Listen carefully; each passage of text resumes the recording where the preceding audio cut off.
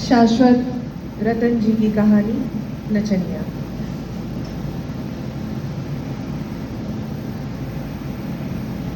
रामाधीन सिंह के मझले लड़के अरुण सिंह अड़ गए कि बारात तो मोर वाली मोटर पर ही जाएगी। रामाधीन अपने दुलारे बेटे की शादी में कुछ भी करने को कृत संकल्प थे।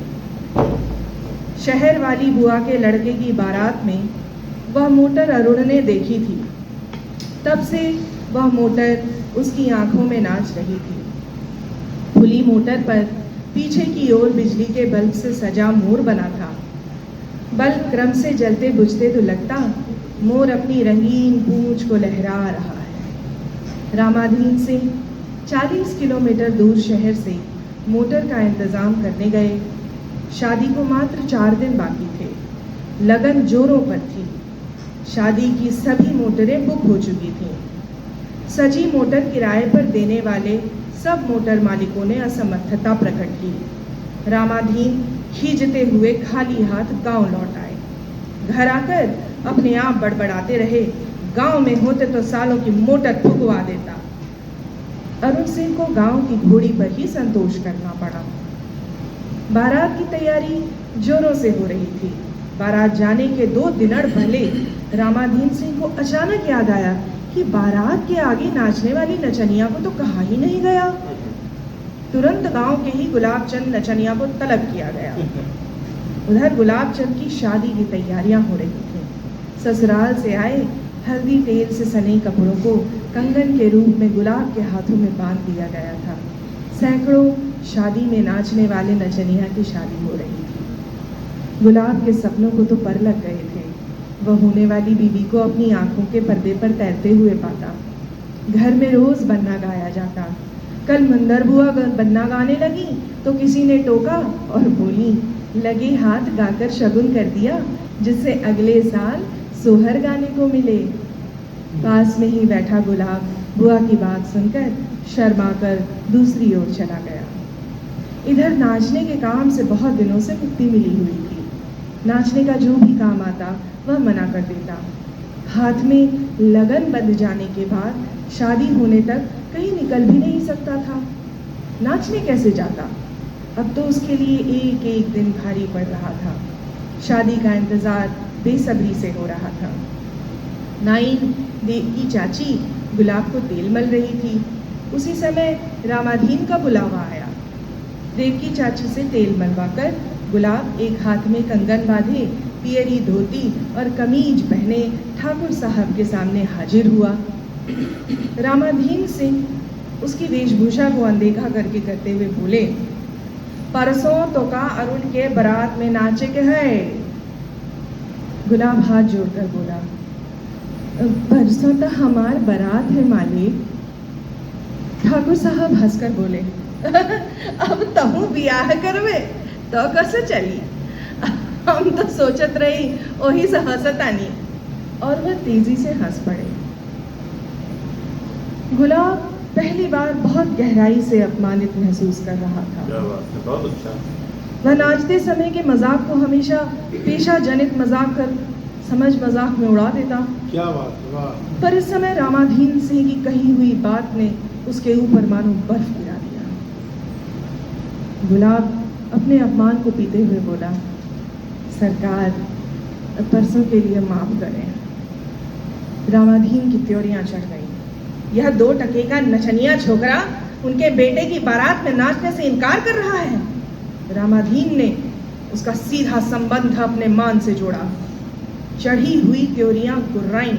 ससुरऊ बारात के आगे नाचे तो पड़ी, रात भर नाचे पड़ी, नहीं तो हाथ गोड़ तोड़ कर बैठाए दे। अपन बारात दूसरे दिन कर, समझे कि नहीं? गुलाब की बोलती बंद हो गई। पूरी बिरादरी में न्योता बांट दिया गया। अब क्या होगा? गुलाब मिमियाती आवाज में बोला, सरकार अगर दूसरा नचनिया आपके यहाँ भिजवा दे तो? रामाधीन थोड़ा ढीले पड़े।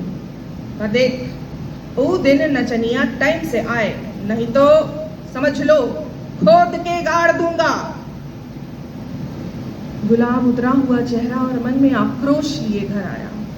घर वालों ने पूरी बात सुनी तो सन्न रह गए। कई गांवों में नाचने वालों से बात की गई, किंतु उस दिन शादियां इतनी ज़्यादा थीं कि कोई खाली नहीं था। इस तरह कोई रामाधीन सिंह के यहाँ जाने के लिए तैयार ही नहीं हुआ। गुलाब के ससुर रामलाल जी को खबर पहुंचाई गई। गुलाब के ससुर और पिता ने तय किया कि गुलाब की बारात 2 दिन आगे कर बढ़ा देते हैं, क्योंकि उन्होंने लोगों की नज़र में और कोई रास्ता ही नहीं छोड़ा था। गुलाब ने बहुत मना किया कि तारीख न बढ़ाई जाए, पर उसकी एक न सुनी गई। उसके पिता और ससुर ने मिलकर तारीख बढ़ा दी। बिरादरी को भी खबर कर दी गई। रामाधीन के बेटे की बारात के दिन भयंकर गुस्से के बीच गुलाब नाचने का सामान झोले में भरकर नगड़िया और हारमोनियम वाले के साथ ठाकुर के घर की ओर चल पड़ा। ठाकुर का संधियाना टोनवा डीह में था, जो उनके गांव पाड़े के पूर्वा तरफ पड़ता था। बाराती ट्रैक्टर और साइकिलों पर तथा कुछ पैदल मार्च कर ही जनवासे तक पहुंच गए थे। गांव के कुछ दूर तंबू लगाकर जनवासा बनाया गया था। जनवासा पहुंचकर बाराती आसपास फैली दरियों पर पसर गए। बारात पहुंचने के कुछ देर बाद शरबत का दौर चला। हाथ मुंह धोकर बाराती गटागट शरबत पान करने लगे। 7 बजते बजते नचनिया, नगड़िया और हारमोनियम बजाने वाले के साथ जनवासा पहुंच गया। जनवासे में पहुंचते ही सभी बाराती इन लोगों को मजाक भरी नज़र से देखने लगे। एक ने देखते ही चहक कर आवाज़ लगाई, काहो राजू आ गए। गुलाब ने प्रश्न मजाक में उड़ा दिया, जैसे कह रहा हो देख तो रहे हो, पर मन ही मन खींच कर रह गया। 8 बजते बजते सब लोग कंघी शीशा करके तैयार हो गए। बाराती लड़की के दरवाजे चलने का इंतजार करने लगे। दूल्हा जो आराम की मुद्रा में गाँव तकिया से सट कर बैठा था, उसे फिर तैयार किया जाने लगा। दूल्हे की कमीज के ऊपर जोड़ा जामा पहनाया जाने लगा। पगड़ी पहनाकर सहरे की डोरी दूल्हे की खोपड़ी के पीछे बांध दी गई। पाड़े के पूर्वा से टोनवा डीह तक तो बारात ट्रैक्टर में गई थी और दूल्हा भी ट्रैक्टर में बैठकर आया था। जनवासे से बारात पैदल ही लड़की वाले के घर की ओर चल पड़ी। आगे कुछ लोग बड़े बड़े थालों में मिठाई, कपड़े और देवी देवताओं के फोटो लेकर चल रहे थे। रामलाल मस्ताना बैंड वाला 2 ट्रम्पेट, 1 ड्रम और क्लैरिनेट से फिल्मी गीत की धुन बिखेरता चल रहा था। रामलाल मस्ताना बैंड पार्टी के कुछ पीछे एक नगड़िया और दूसरा गले में अंगोछा से बंधी हारमोनियम लटकाए बाजा बजाने वाले के घेरे में नचनिया नाचता चल रहा था।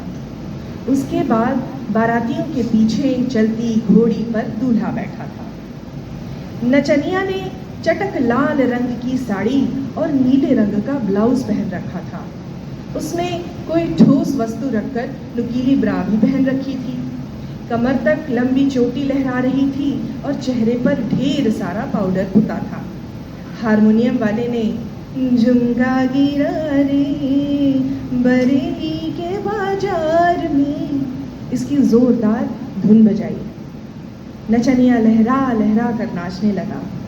नगड़िया वाले ने एक तेज धाप दी। नचनिया अपने कूल्हों को लहरा कर ठहर गया। नगड़िया वाले ने नगड़िया कड़कड़ाई। इसी बीच हारमोनियम वाले ने लोकप्रिय धुन बजाना शुरू किया और नचनिया फिर लहरा कर नाचने लगा। इस तरह पहले दौर में वे 4-5 बारातियों को आकर्षित करने में सफल हो गए। भीड़ से हाय और सिसकियाँ उभरने लगी। थोड़ी देर नाच ठीक ठाक चलता रहा। फिर भीड़ से कल्लू ने फप्ती कसी, जियो मेरी जान। नचनिया निर्विकार भाव से नाचता रहा। शराब पिए लड़के नचनिया की कमर में हाथ डालकर नाचने की कोशिश करने लगे। नचनिया कुछ देर तक उनका साथ देता रहा। फिर कई लड़के एक साथ उसे घेर कर नाचने लगे। कई एक साथ नचनिया को अपनी ओर खींचने लगे। नचनिया उनके घेरे से बाहर आकर नाचने लगा। शराब पिए लड़के नचनिया को भूल से गए, आपस में ही नाचने लगे। थोड़ी देर बाद नचनिया फिर उनके घेरे में आया। एक छोटा लड़का भी उनके बीच नाच रहा था। शराब पिए लड़के का बाप झूमते हुए आया। 5 रुपए का नोट लहरा लहरा कर लड़के के सिर पर उसका बाप भी नाचने लगा। नचनिया ने उसके हाथ से नोट लेना चाहा। उस व्यक्ति ने झिड़क कर कहा, नाच रहा है मेरा बेटा और रुपया लेगी तू। नचनिया खींचकर फिर नाचने लगा। कुछ देर बाद सब नाचने वाले लड़के बारी बारी से नचनिया को धक्का देने लगे। वह नाचने वालों के घेरे में एक कोने से दूसरे कोने गेंद जैसे लुढ़कने लगा। बाराती हो कर हंसने लगे। नचनिया को लगा उसे चक्कर आ जाएगा, वह गिर पड़ेगा। बहुत मुश्किल से जगह बनाकर वह घेरे से बाहर निकला। बाहर निकलकर उसने पूरी बारात को घृणा से देखा। बारात से अलग होते हुए वह पास के खेत की मेड़ पर पहुंच बैठा। खेत की मेड़ पर बैठते ही उसके मन में आया वो यहाँ से भाग जाए, पर उसकी आंखों के सामने रामाधीन सिंह की जलती हुई आंखें नाच गईं और कानों में आवाज से गूंजी, ससुराल बारात में नाचे पड़ी और रात भर नाचे पड़ी। बैंड वाले धुन बजा रहे थे, इस देश का यारों क्या कहना।